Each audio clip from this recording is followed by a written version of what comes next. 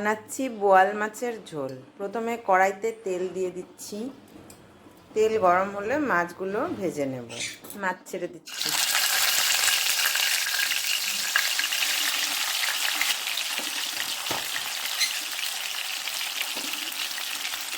হালকা করে মাছগুলো ভেজে নেব। মাছ ভাজা হয়ে গেছে, এখন তুলে নিচ্ছি।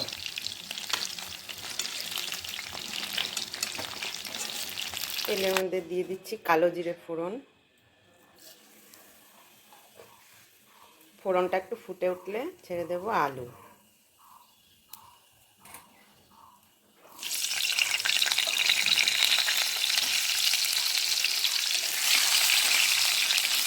আলুটা অল্প ভেজে তারপর বেগুনটা ছেড়ে দেবো।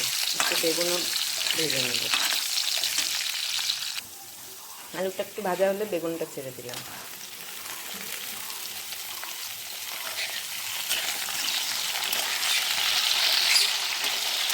দিয়ে দিচ্ছি টমেটো। টমেটোটা দিয়ে একটু নাড়িয়ে নেব। কয়েকটি কাঁচা লঙ্কা দিয়ে দিলাম।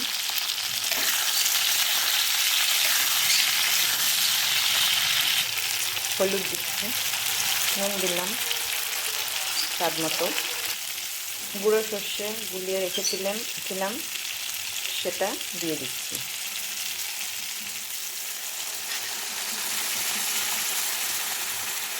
সর্ষে গুঁড়ো একটু আগে থেকে জলে ভিজিয়ে রাখতে হয়, তাহলে তেতো লাগে না। সর্ষে গুঁড়ো দিয়ে গোলানো সর্ষের গুঁড়ো দিয়ে একটু ভালো করে ফুটতে দিতে হবে। তারপরে ওর মধ্যে আরেকটু জল অ্যাড করব।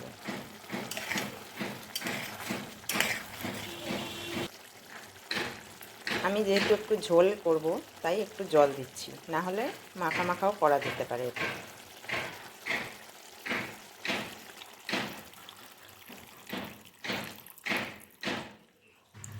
ঝোল ফুটে গেছে, এখন মাছগুলো দিয়ে দিচ্ছি।